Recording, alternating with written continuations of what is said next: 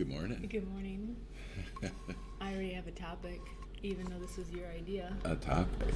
Okay. Yeah, we're going to start right away with a topic. Well, we've got our delicious butter coffee made with Colombian Coffee Connection coffee. We're getting some chocolate from Colombia here soon. Oh, that other chocolate you got too was amazing. Oh, yeah. It was like goop, but it was like... Well, it had warmed up a little. It is a chocolate. Fine with me. It was still edible. It's a chocolate that has to be, it almost turns into like a fudge. Yeah. It has to be refrigerated, and because it's raw, and so I bought a lot of it, so we're gonna have to eat a lot. I don't think it's gonna last too long. I think we'll give some to our friends on Sunday. Oh yeah. And we have gifts. We have to bribe our friends to come over. Coffee and chocolate. Will you please visit Coffee, with us? chocolate, conversation, and fellowship. Would you like to come over? Did you say chocolate? Yeah, we'll let you have it while you're drinking your butter coffee. What? Butter coffee and chocolate? Right. Yeah, we're not going to be able to get rid of some of our friends. No. Sometimes you got to do that. So, on that note, cheers. Yeah. Cheers to us. Love you. Love you. Oh, that's a really good batch. But speaking of friends, Tanya, shout out to Tanya. Hey, Tanya. She said she was listening to one of these episodes the other day. And this podcast sponsored by Tanya. One of the best friends a person could have. Definitely. Tanya never lets you down when she's listening to your podcast because she loves to ask questions. And she sends you very interesting information and gives amazing hugs. Yes. Lots of hey, check this out. Mm-hmm. I love it. Hello, Tanya. That was quite a full intro. That was a lot of stuff in one intro. That wasn't even an intro. Well, this is the Jon Tara Marital Arts podcast. Conversations. Morning conversations with Jon and Tara. Yeah, it is. Marital Arts. Remember, what is marital art number 1? I don't remember. Communication. Patience. And marital art number 2? Communication. Correct. I knew I'd get it eventually. Right. What's number 3? We're going to keep everybody in suspense for a little while. Okay. I got to find my notes. I had written this down somewhere. But I rotate, obviously, communication and patience in the number 1 spot, personally. Well, I need patience. The object is to bind them together so that they are the yin and the yang. So they are one and they work together. Okay. All right. So what is your topic? It's a really good and important one. Is it ley lines? You have been Is it spirit protectors from the jungles of Colombia, like on RSJ last night? Sorry to disappoint. It's not. Wow. You have been especially amazing lately that when my plate has been really full and you've noticed I've been clearly stressed and at a certain time of the month that doesn't really go that great together. Like the first Tuesday? First Tuesday, yes. It's the first Tuesday. You've been especially wonderful and helpful, and it's not just like you're cooking and cleaning and rubbing my feet, but you've given me, you've listened at times where I needed a little bit more listening, and helping me through a few things and just kind of helping to dissipate. It would be a great martial arts analogy. You have diffused my force and helped me use my force for the better. For the good of all. For the good of all. And, it hasn't been overboard like coddling or, oh, poor you, but it has been really productively helpful in the sense of like, and it's not even like you're like, you can do it, you can get through this. It's somewhere in between. In a way, without saying those things. I happen to be practical every now and then. But I think, for women out there, I am going to prod and just ask, what were you thinking So maybe their partners and such can maybe gift them with a presence like this every once in a while, because it has been extremely helpful as I've been especially busy in my mind and feeling like I'm really behind in work. Wow, what was I thinking? Well, or what was your strategy? I'm just looking for favors, mostly sexual. Okay, let's be honest here. You want me to tell you what I really think? Yes. Finally. I'll have to dig down deep and draw up the courage to tell you what's really on my mind. You've been busy too. You've been running machines overnight and stuff, so it hasn't been like you weren't busy as well. Well, we could lay that out. So yeah, we went on a trip. We went a work trip. We work with great people, but it was not a vacation. Right. I mean, it was fun. It was fun to get out, and it was fun to go stay at different places, Airbnbs. So a week ago, we went to Maryland, and then we went down to South Carolina, and then we came back. In 1 week. And on the way back, we left at 7:30 in the morning, and we got home at 2 a.m., and I drove the entire way. It was an 18-hour drive, and there was only about a half hour where I got a little bit tired, and but then I caught my second wind, and we had a few caffeine gummies. I think I did. Helped. I did take. Well, I took the caffeine gummies, and then I got tired. Oh, really? So it maybe it helped me in the long run, but at first I was like, oh my God, I hope I don't start crashing, because my body's like, no, we don't want any caffeine. So we came back. We slept until I think I probably got up at about, I don't know. It wasn't crazy. It was like 9 or 10. Oh, the clocks were still behind. It might have been 9 or 10. Yeah. So I went down into the shop at about 9:30 probably. Yeah. And then I worked that day, and then I worked that night, and I worked every night since we got back, all night. Well, I've had a couple hours of sleep every, I have to start a machine, and then I have about 1.5 to 2 hours to sleep, and I've done that until yesterday, or the day before I had 6 hours, and then last night I had 4.5 hours of sleep, and then, so I've actually... I was tired the second day after we got back, excuse me, and I've actually kind of hit a what I would call an optimal groove. I'm sleeping on and off and just about the right amount for me, and I'm feeling better. I'm not eating a lot of food. I mean, I'm eating good food, so I don't have to eat a lot. So I haven't had time to go different places that I'd like to go because I'm working so much. And I know going on that trip was a bit stressful for you and it was for me leaving for that amount of time. I have really great guys that I work with, and me and Alex were talking, and he said, well, if you don't go now, when are you going to go? You can't try and plan it. You just got to say I'm going, and we got to work around it, and I really appreciate that. But it's still stressful. And I knew it was stressful for you, even though most of your work is done on the computer, but you didn't have your normal office set up, your desk and everything, and you just had your laptop and your phone.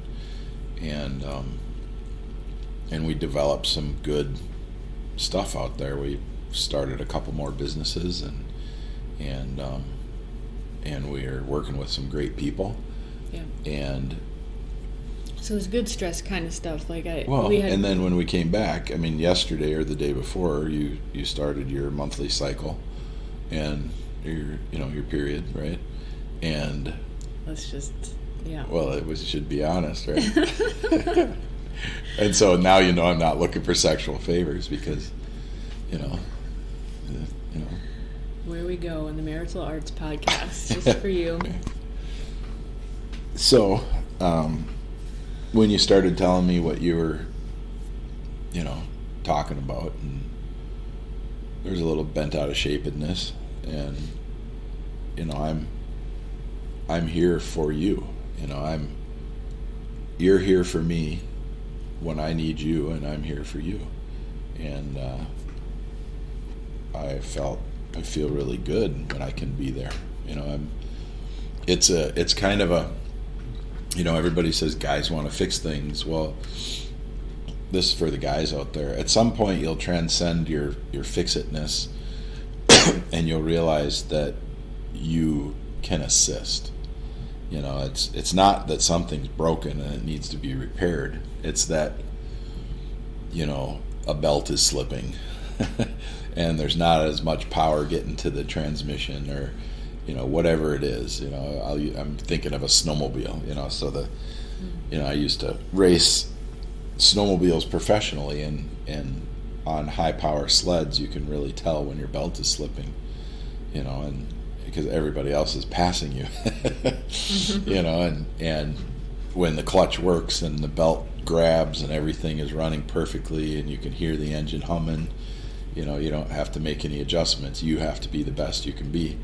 When it slips a little bit, and I've had it happen in races that the belt was slipping, well, you can't pull over, and you got to make the best of it. So you don't want to be downshifting and upshifting.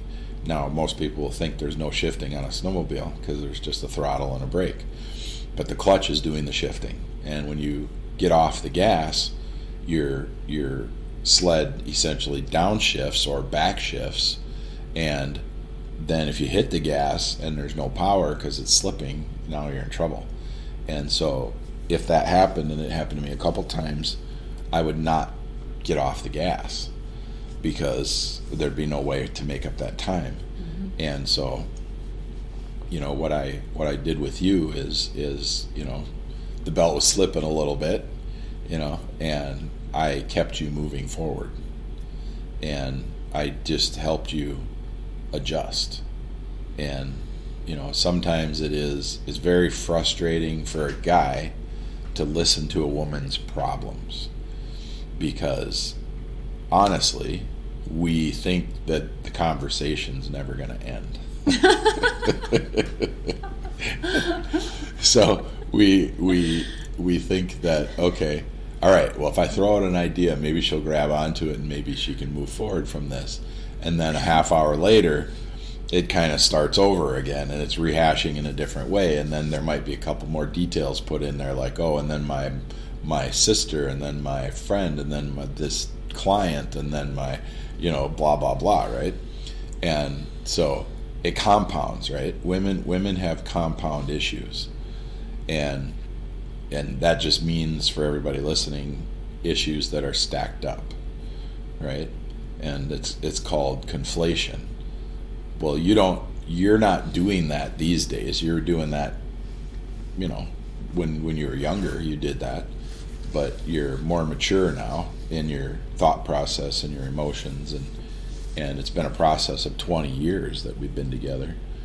There was a time when I would have just said, blah, blah, blah, do it this way, and if anybody could learn anything from me, any guys could learn anything from me, it would be to listen and then ask a question. Not, well, how are you going to fix it? But ask a question like, do you have to do that today? Yeah, that's a really good one. Right. Or what can you do when you talk to that person? Then it really starts to separate out that compounding. It takes one thing at a time, and it starts to chunk size it for a person that is not chunk sizing. They're saying, this massive ball is falling on me and I don't know what to do. Well, if I take one problem out and I say, what can you do about this, or how would you do this, or how would you talk to this person when you deal with that, your mind takes the elegant route and automatically forgets about everything else. So you don't have to have studied the brain and thought process and men and women, all these things. You just need to know this principle, that chunk size is, when you play chess, you can't move every piece on the board at the same time. You know, when you play a game like that, it's one thing at a time. Even when you play sports, you see a bunch of people running around, but there's only one ball, you know, and then there's one goal, right? And so maybe that type of thing is why guys can separate things out a little more, because guys generally are the ones that more aggressively play like that, right? We play like that from the time we're kids. You know, if a girl is playing with dolls or girl toys, and they would have the dollhouse and the car and the boyfriend, the Barbie and the Ken or whatever, and then they'd have all the furniture and they're situating everything, and then the little brother comes along and the little sister bumps the house and everything falls, and you've got a mess that you got to reorganize, right? And then it's not just one chair that's out of place, it's every piece of furniture in the dollhouse, you know, and guys don't work that way. You know, when guys work on stuff, it's one problem at a time. You know, I got a flat tire. You don't get a flat tire, have your alternator go out and your engine blow out at the same time. Well, that would be a really bad day.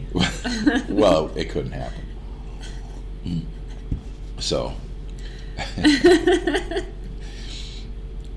I'm just thinking of all the people that you pissed off, just delineating the girl and boy toys. I don't care. I know you don't. It doesn't matter. You know, I'm not going to go through all the studies about how everybody that is talking all that shit is wrong, but you know, I'm not going to go through my entire life of living.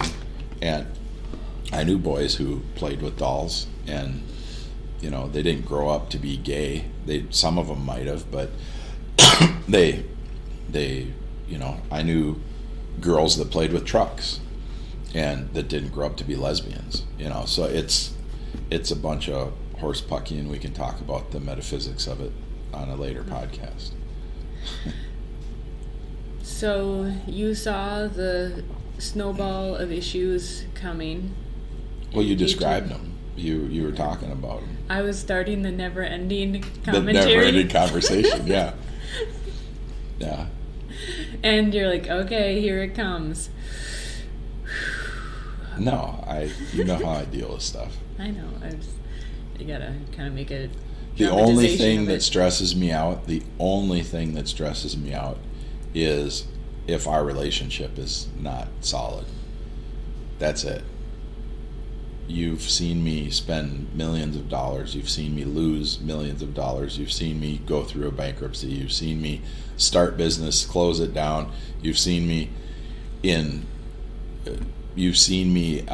on the highway when all the cars around us are spinning out, the cars in front of us, the cars behind us. You saw me drive through that maze at 60 miles an hour. The roads were in a spot turned to total ice. You saw me slowly navigate and speed up. Yeah. You know, you saw me not react like everybody else. People were hitting their brakes just because people behind them were spinning, and they didn't need to hit their brakes. They reacted wrong. So I bet you they'll never do that again. Well. You've seen me when you tried to counter steer on the tar. Saw me grab the wheel and then just say, well, why don't you pull over and I'll drive? Yeah. I didn't scream at you. No. I didn't get upset. You know, but you have seen me in a very upset manner when I thought our relationship was not good. You know, I have yelled at you. You know, we have had hard times in that respect in certain instances that I thought our relationship was over, and I thought you were destroying it. I thought you were like maybe the regular average woman, and you know, it was a misunderstanding between us. But that's the only thing. I mean, I really love the joke that there's this meme going around where women wake up their men and say, if I divorced you and told you to get out today, what would you take with you? And we saw this one, and the guy wakes up. She wakes him up out of a dead sleep. Isn't that part of the thing, though? That's part of the thing, to see how they react. Yeah. She said, if I divorced you and told you you had to get out today, what would you take with you? And he instantaneously, without no thought, he said, your arms, your legs, and your head. Oh, I mean, whether it was a setup or not, it was it was so funny. Not because I'm into violence or anything like that. It was just funny. And humor is a good thing. So. Yeah. Humor is very helpful. So yeah, that's how I did it. That amazing thing that I did. Well, it was particularly helpful because, I really strive to be very aware of my mental emotional state. And it does happen where, a man's hormones fluctuate as well, and a woman has different hormones that fluctuate. And I think you could equate it to a man's testosterone changes. Yeah, we don't want to cry and we don't want to worry about stuff. We want to fight. But I'm equating it in the sense that... Not fight with our spouse, physically fight. I'm equating it in the sense that men go through phases where they're very much affected by the hormones that are going on in their body. Yeah. And so both sexes have it, and where you need to be especially aware of, okay, this is what I'm feeling, but is this how I want to act and react? And so, I think you could equate it to, you're a man and you're going through, your testosterone is high and a situation upsets you, and you could very easily, more readily react physically, but you reason with yourself and go, okay, this is not how I actually want to act. Right. And so I think that's a good analogy as far as a woman's cycle, in particular it's usually for most women right before the first couple days of their cycle, their period, that things are really heightened and ultra sensitive, and so that it is a real thing, totally.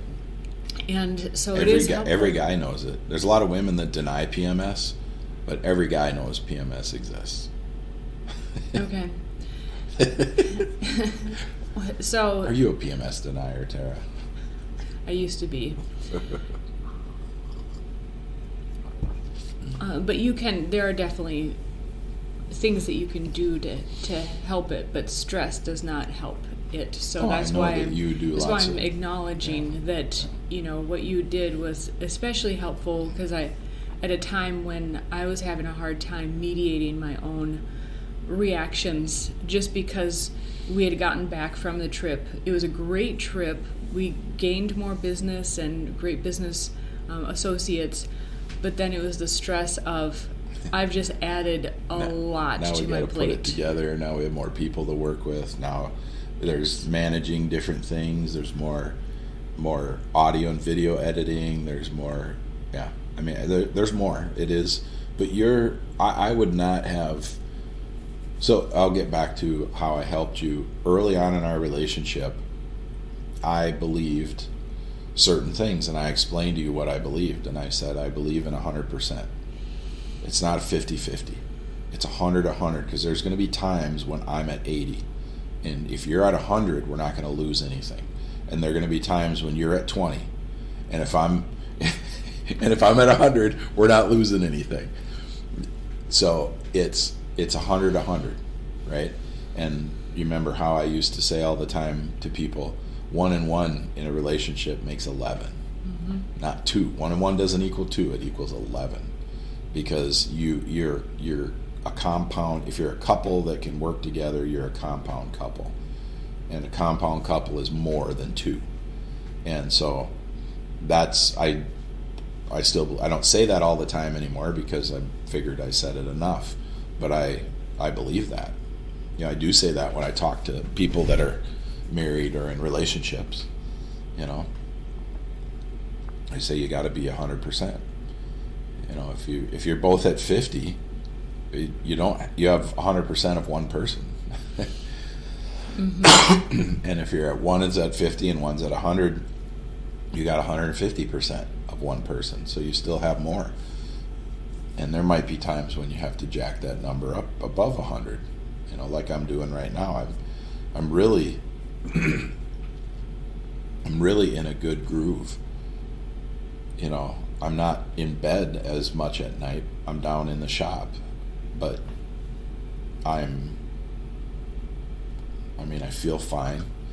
I am actually feeling more healthy doing what I'm doing right now than if I was trying to sleep 8 hours. And I changed a few things in the last few weeks. I'm on different water, which we could probably talk about a little bit, how important it is.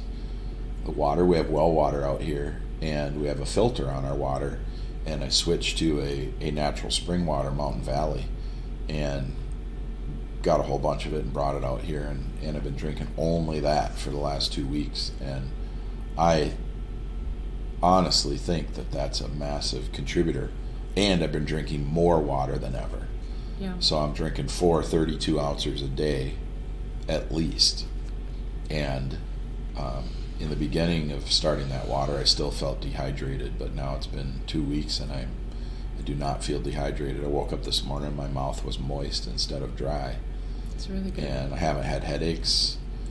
I've had one headache since I started drinking that water, and it was after we got back and I started working, and then that night that I was really tired, 2 nights in.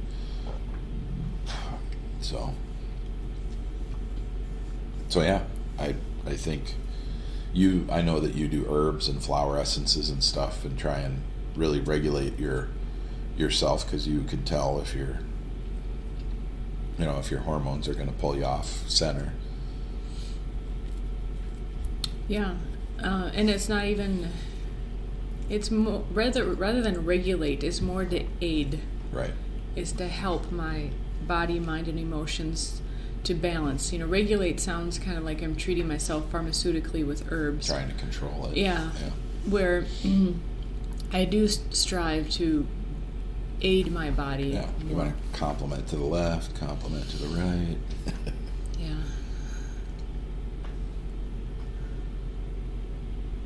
So I do thank you for thanking me. It's nice to be appreciated.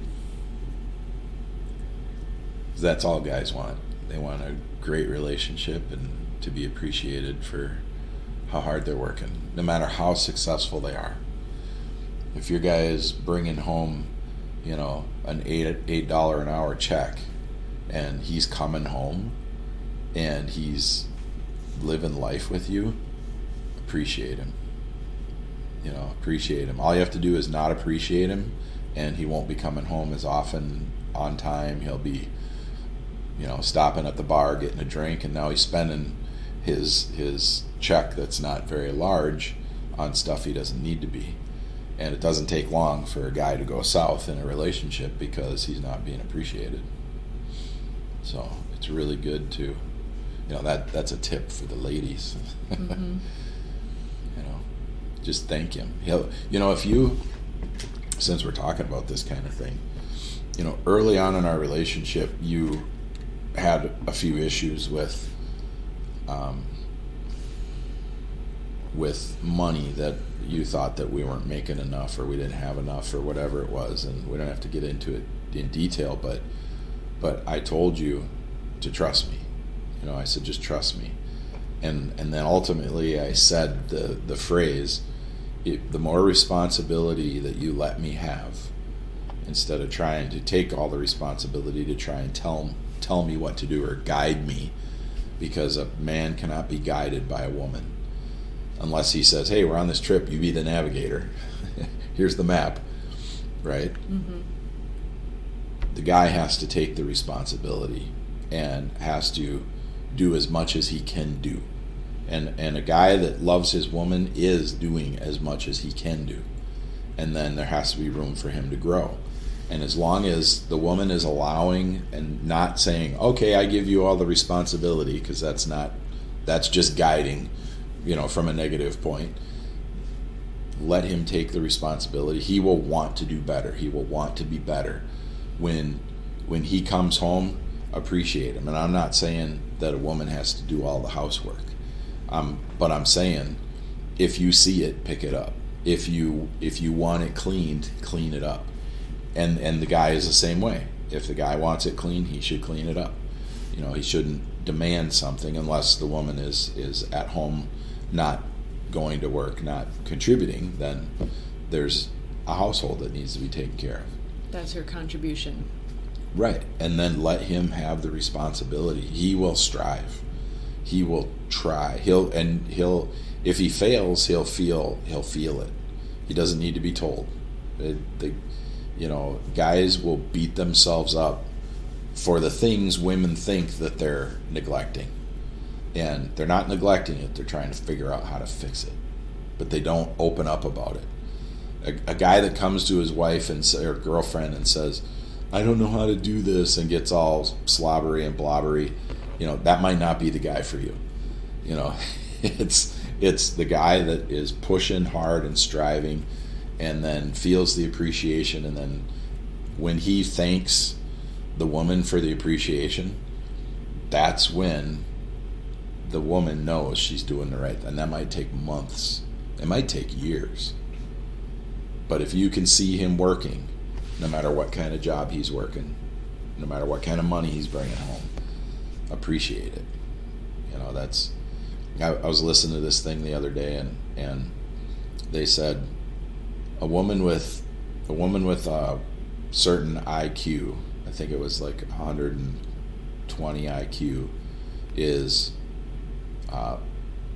like 30% less, or 130 IQ. I don't know the IQ numbers. Yeah, I think that would be pretty high IQ. But well, I mean, not doubting that a woman can have a high IQ. I'm just like digging Sarah, myself a hole. Are you bashing? Stop femsplaining. No, so whatever an average IQ is, a woman that has a 15% higher IQ than average. Okay. Yeah, I'm pretty sure 100 is the average. That's how they... Okay, so a woman with a 15% higher than average IQ is 20% less likely to get married. And a woman with like a 30% higher IQ is like 60% less likely to get married than the average woman, because women will only choose men that have a higher IQ than them. And a smart woman will only choose a man with a higher IQ. And men with a higher IQ than something like 30% of the population is like 2% of the population. So there's not many guys out there that are at that highest level of IQ. Yeah. So I forget what my point was, but well, so there probably what was I talking about? Probably that you're probably saying that there are going to be a certain select group of women that it's not that something is wrong with how they're treating the man, but they're probably going to be more easily be able to pick apart what they're doing wrong. And it's hard when you can see something. It's hard not to say something. Yeah. And so, so ignorance is bliss in that sense. If, or just maybe not even ignorance, if you just don't have the intelligence to see what's going wrong, then you're more likely to just let it go and not even see it. Well, there's EQ also. There's emotional quotient. Yeah. And that can be very high. And there's also, they don't talk about this, but if people work out and if they train, I'm not talking about just lifting dumbbells. If they train actively, like we were talking about Kali, and we talked about cognitive Kali. Kali is a martial art. And there's a TED Talk called Cognitive Kali, Kali. And if people want to look that up, they'd see what I'm talking about. You and I both do Kali. We do several types of martial arts. And people that do martial arts and do that type of exercise actually grow their IQ. Your IQ gets higher and your EQ gets higher. Everything grows, everything expands. And so people don't realize that they can become smarter. You can gain the ability to retain more knowledge and to actually, in martial arts, it turns into wisdom if you're working it, if you're practicing it. Well, I think there's a nuance. It's not about gaining more knowledge. It's about being able to process and see things. Right. So in Kali, you have to be able to process a lot of stuff going on at the same time. And that's the definition of IQ, basically. Right. your decision making ability, your capability of figuring out problems, that correlate information. Right. Yeah.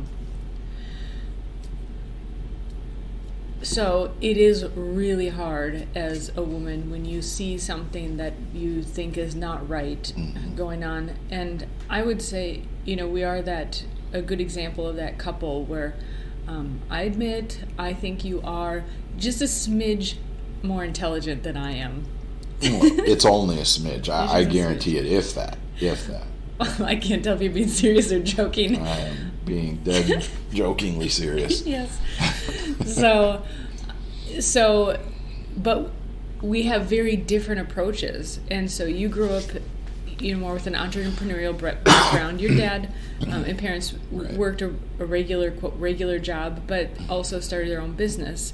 And my family is, you get a good education, get a good job, and that's your life. Try and work there for 30 years so you can have a pension. And so I just didn't have that mindset. And I tend to be much more conservative with money in general.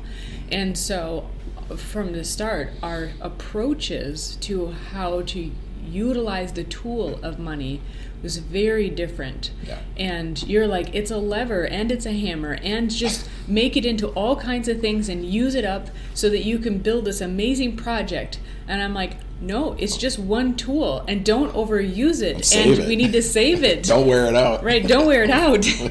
That actually turned into a pretty good analogy. And so, especially early on, I'm like, oh my God, he's spending our last $100 or last $20 or last $5. And you're like, no problem, we're making more. Can't you see it coming in? I'm like, no, I don't see it coming in. And well, it was for a long time. It was going out so fast you couldn't tell that it was coming in. Right? Yeah, there was a vacuum. I knew all about that. And so, while our intelligences may have been, closely on par, I think, the approaches, they're just different. It's just like you get intellectuals that are, similar in IQ, but they can be totally different in the approach that they take. Doesn't mean that they're going to agree on things. And so I think that made it challenging, especially early on. I think that has been the biggest crutch for us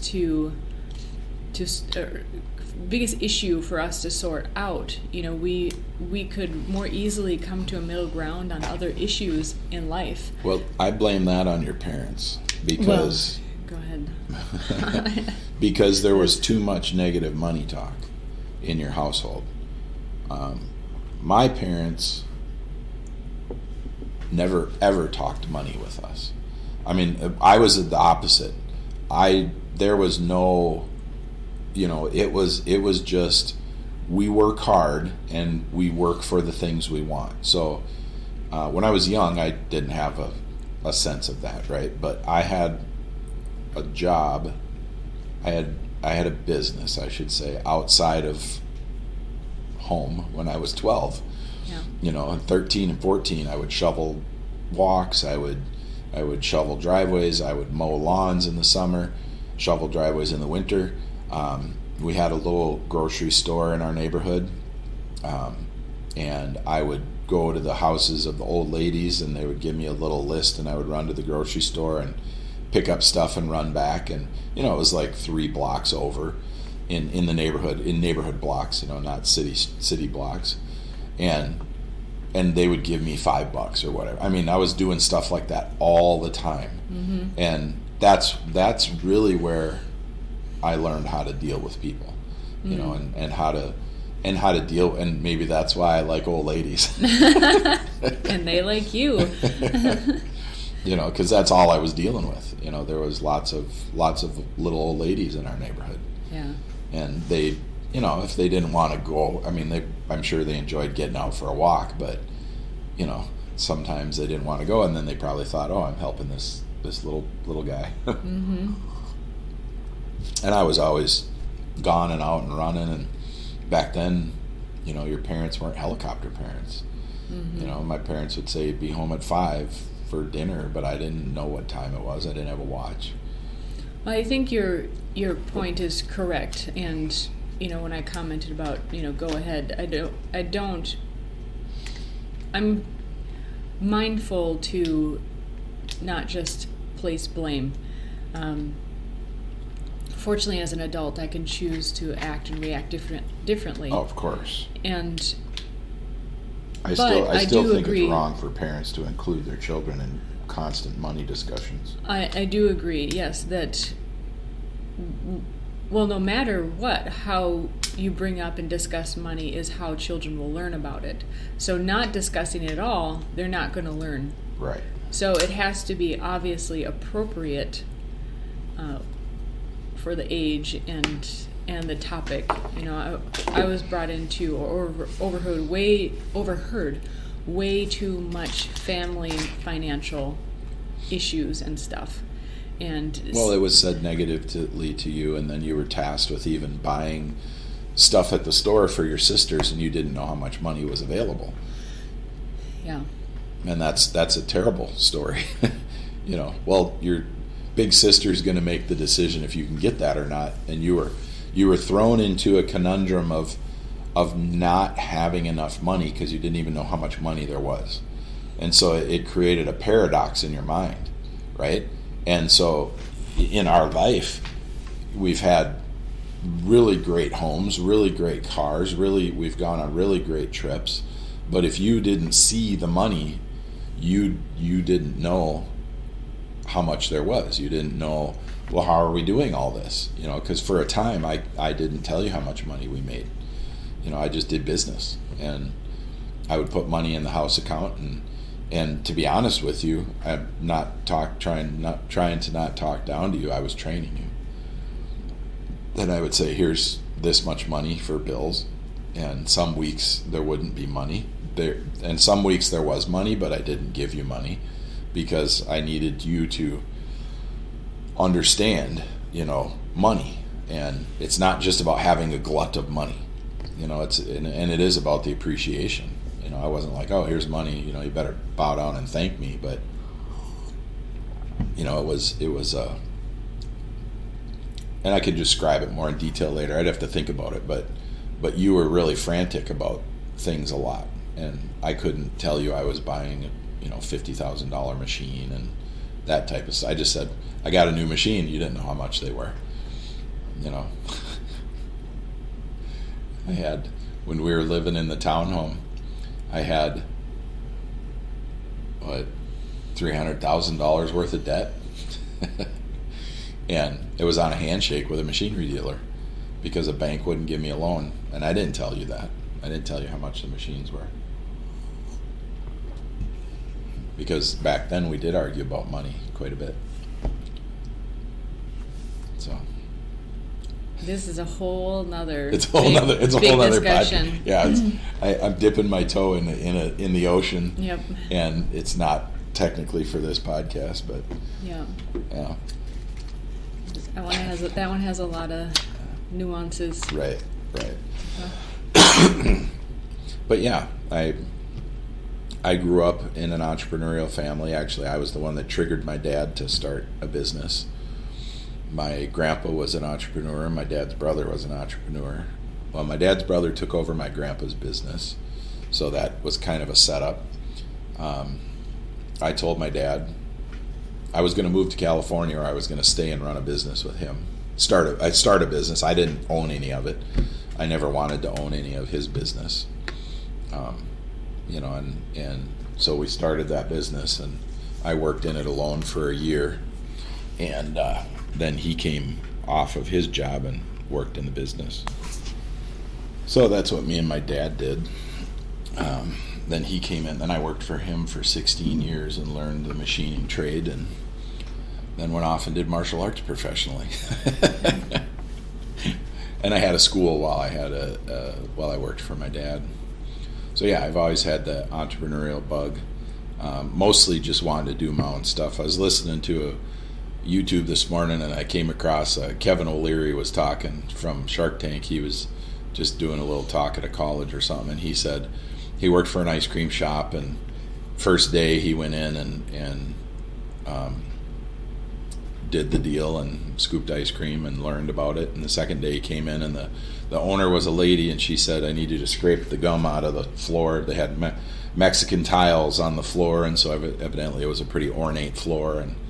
And she said, and he said, I'm not doing that. He goes, I got this job to scoop ice cream. And she says she was belligerent with him, and he was belligerent with her, and she fired him. And she said, well, you're not going to work here then. And he said, okay. And he said, that's the only job I ever had, and I owe that lady everything. And he said, I learned to control my own destiny. And the funny thing is, people say that all the time. I'm going to control my own destiny. Yes, to a degree, but you always have a boss. It doesn't matter. Let's say you're a shark on Shark Tank and you have 25 companies that you've invested in. You're not commanding those companies. You're suggesting to the owners that they try this, and then you're crossing your fingers that they do. Otherwise, you're going to lose all your investment. Yeah, and it depends on obviously the percentages you have, and based upon how much you can influence what they do and do not do. Right. So you always have a boss. You're not a boss, but you're always working for somebody. With the institute where we run online education, every student, you just started incense. Oh, I'm smelling some smoke. And I started an incense, but all right. Yeah, and so the collective of students are customers, and if I get certain feedback that something needs to change, that's like a boss saying, hey, you need to clean up this gum. Right. Right, and there's two ways you can do it. You can do it like he did. I mean, he could have had a thriving ice cream scooping career. Yeah. He was 15, so, yeah. It's not... No, that smell is smoke. Somebody must have their wood stove going outside. Can you smell it? Or do you smell just incense? It's the incense. Oh. All right. Well, there you go. So, we could wrap this one up, or we could go a little bit longer on something else if you'd like. I think it's good. It's a good couple topics addressed, and yeah. And we didn't riff a whole lot this morning. We at the beginning we really riffed. We didn't mention many sponsors. Well, Columbian-cc.com is where we get our coffee, and that's direct from Columbia, from the Andes Mountains, and it's about $10 a pound shipped. All cost in, and I order about 40 pounds at a time, so I can't guarantee you're going to get 1 pound for $10. Yeah. I would order 20 pounds if I was somebody. The coffee, so it's a higher altitude coffee, and the way they dry it and treat it, wash it, dry it, and treat it, they don't treat it with any chemicals, obviously, but it lasts so long, and if you keep it in a cool, dry space with normal humidity in your house, it could last a year easily. So you can order extra, and I mean, it's amazing. And you're not supposed to freeze it, by the way. That ruins the oils. Yes, don't freeze it. Yeah. It's better sitting out for a year than it is in the freezer. Yeah. So check him out. Yeah. Hit up Irvin. You can get his WhatsApp, and you can communicate directly with him. And like I said, we're going to get some Colombian chocolate that's his only, and he already sent us some, but I'm ordering cases of it, that is only sold in Colombia, and it's fabulous. So. Yeah. With the nibs. Yeah, with the cacao nibs. Yeah, maybe next time we'll talk about our truffle chocolate that we got. That's what you were talking about, the ooey gooey fudgy chocolate. Yeah. Super amazing.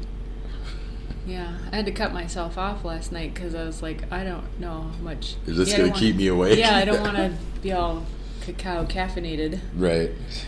And not be able to sleep. Be all chocolate wasted. Yeah, that would literally be like chocolate wasted. Yeah. Yeah, we could talk about that later if they choose to sponsor us. All right, until next time. Adios.